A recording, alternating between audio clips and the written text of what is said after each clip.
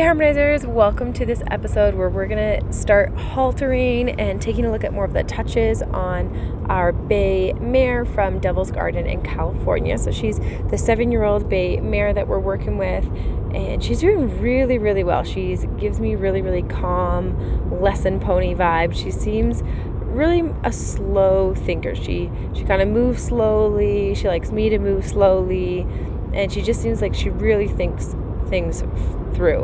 And you can see here she's doing really well with me approaching her and touching her. And so what I want to do is work on touching her in different spots.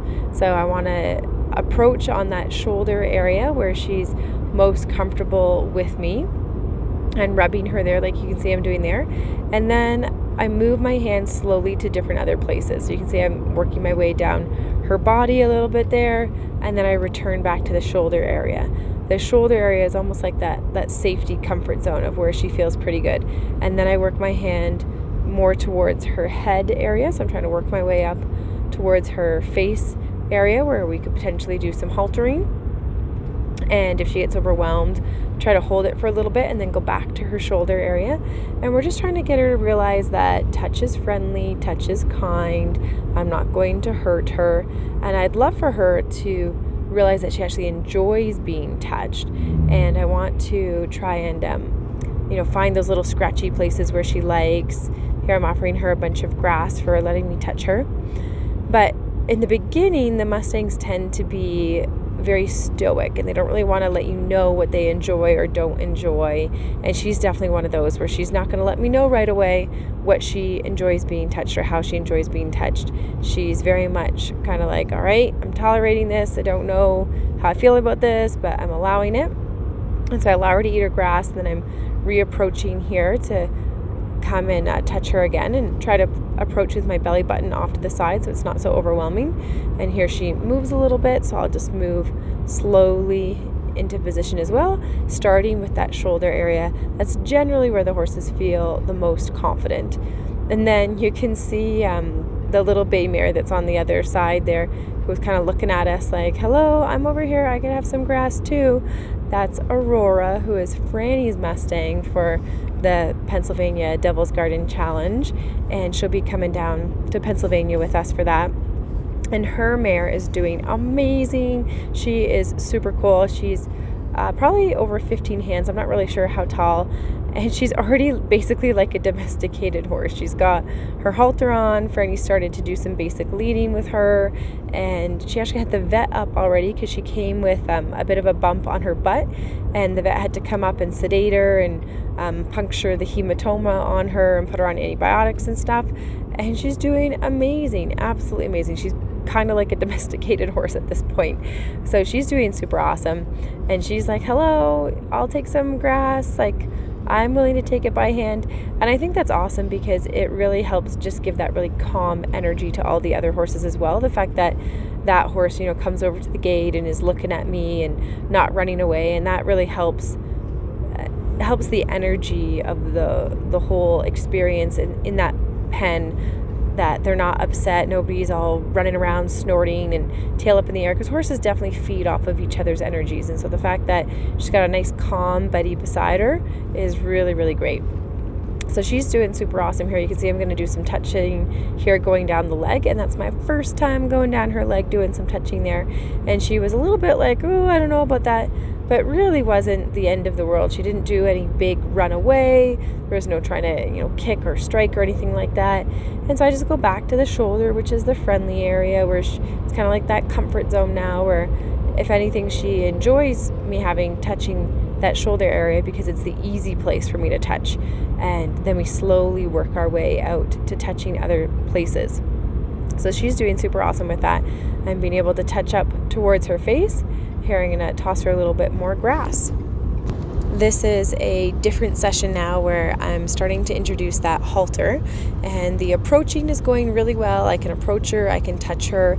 This is sped up in double time speed because this whole process is so slow. When you train the horses the way that I train them, I like it to be very stress-free as much as possible. Like, I don't want it to be overwhelming for the horses. I want to go slowly, respecting their thresholds, and so it's really, really slow. So this is actually sped up in 4 times the speed, and all I'm doing is like petting her with the halter, trying to touch her on both sides of her neck.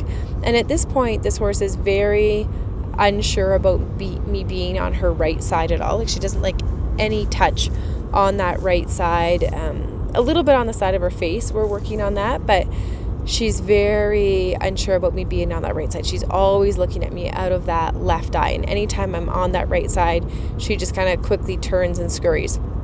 And sometimes people would say, oh, like, maybe you need to get her eyes checked and things like that, and that's not typically my experience.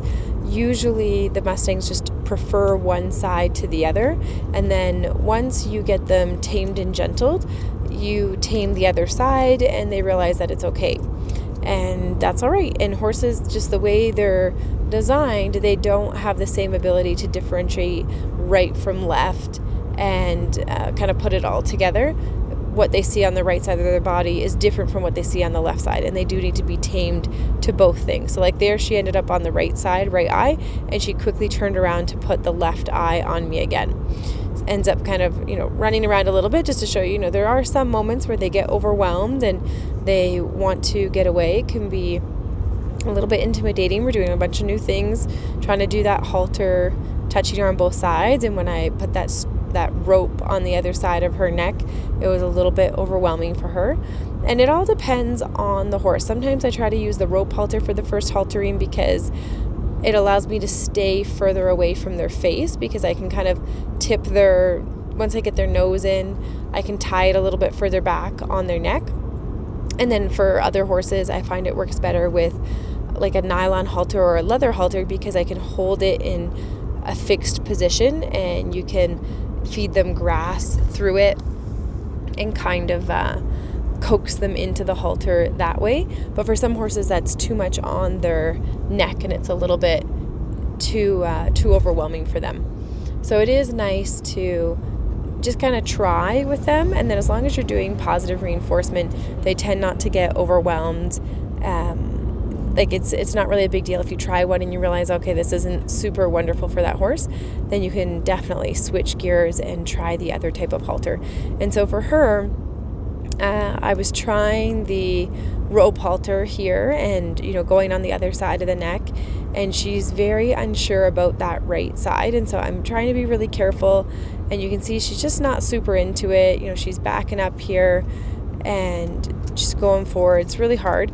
So I do end up actually switching over to the canvas halter, like a nylon halter, so that way I can hold its shape a little bit more. But I wanted to show you a little bit of kind of what that looks like if you're using that rope halter. And so you can see she's starting to like back up a little bit. She's like, I'm not so sure. And then here I get on her right side and she'll quickly turn around to put me on her left side again. And the way her paddock is, it's kind of in this little L shape, which is a little bit weird. So she keeps kind of going out of camera view here, so it made it really tricky. And so for a while there, I kept trying to get her to always come back in camera view because I didn't have somebody out filming for me. So I tried most of like what I could do of trying to reposition the camera, and I ended up having to just get to a place where I said, like, okay, I'm not going to worry about trying to do this on camera. I just need to focus on moving with my horse and not worrying. So here I turned the camera, so now like in her little L-shaped pen, the camera's now facing the other way, and so I'm working on touching her. You can see I've got the rope halter in my hand and I'm rubbing her with that rope, and I'm just trying to be nice and friendly with that, giving her little breaks in there, petting her with my hand. And the nice thing about this is now my hand is getting to be really, really easy. It's no big deal at all. It's super easy for her to be able to handle and tolerate. And she's like, okay, like that's no big deal at all.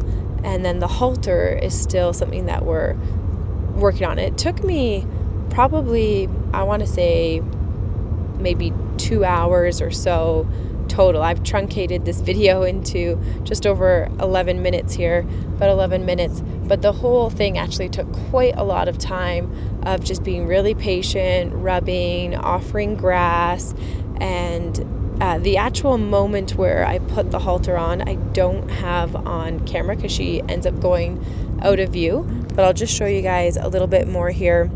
She, backs up, she looks at me, she gets a little bit unsure about what to do, and I just try to respect that threshold a little bit. You can see she's like licking and chewing, and I just go back to touching her a little bit, and then I'll try touching with that rope halter again, and you can see I'm petting her with that rope halter, and it's when I start to touch her on the right side of her neck that was what took such a long time for her, because you have to be able to kind of hold the halter on both sides. So you can see she's kind of backing up a little bit there.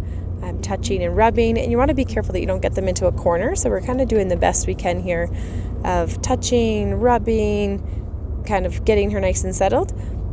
But that gives you a really good overview of just how patient you have to be doing this. It's just really kind, really gentle, really repetitive, and just respecting those thresholds is so important. Thanks for watching, guys. Remember to subscribe and check out harmonyhorsemanship.com for even more learning.